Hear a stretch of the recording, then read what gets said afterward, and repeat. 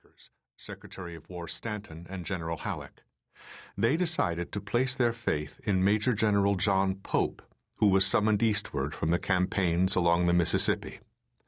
Pope had shown moderate ability to lead troops into action, but he accepted the new command with bombast and arrogance, threatening harsh measures against prisoners and Southern sympathizers.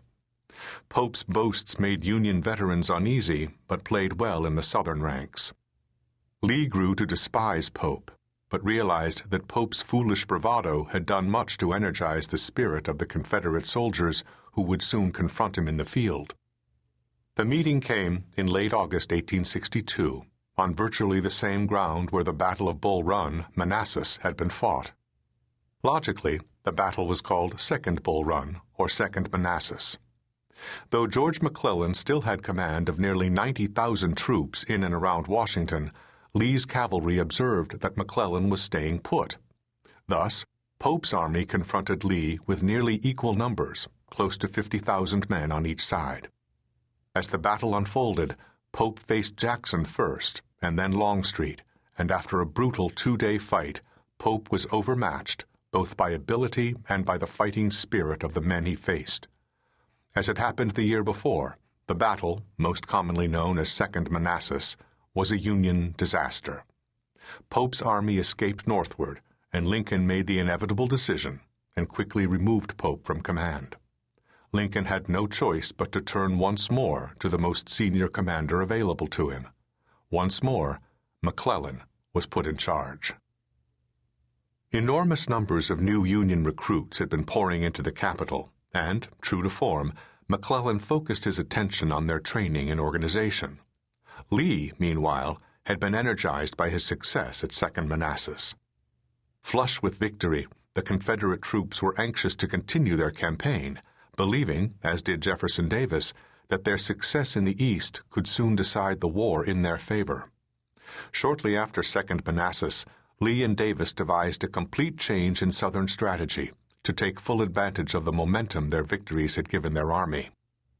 But the new plan was a contradiction to the sense of cause that had inspired many Southerners, and quite a few Northerners, to join in the rebellion.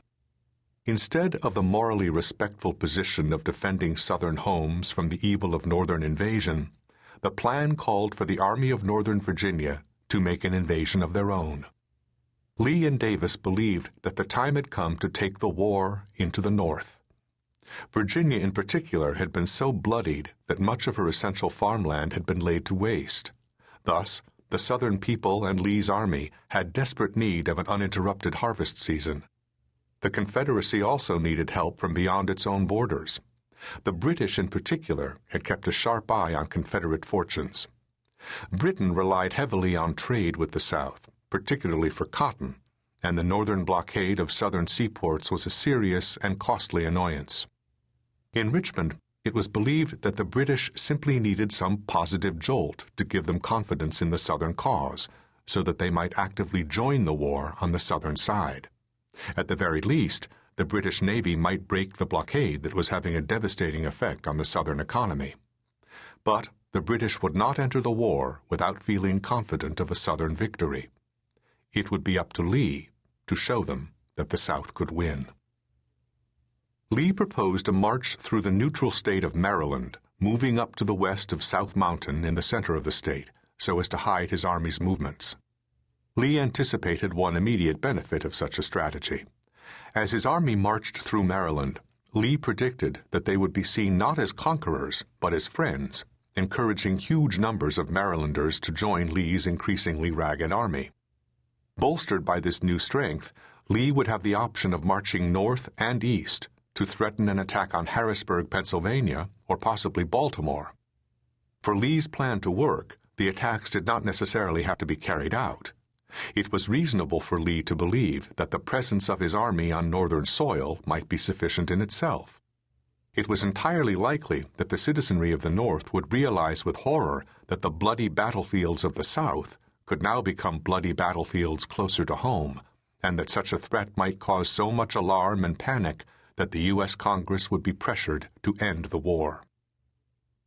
Militarily, there was a thorn in the side of Lee's plan.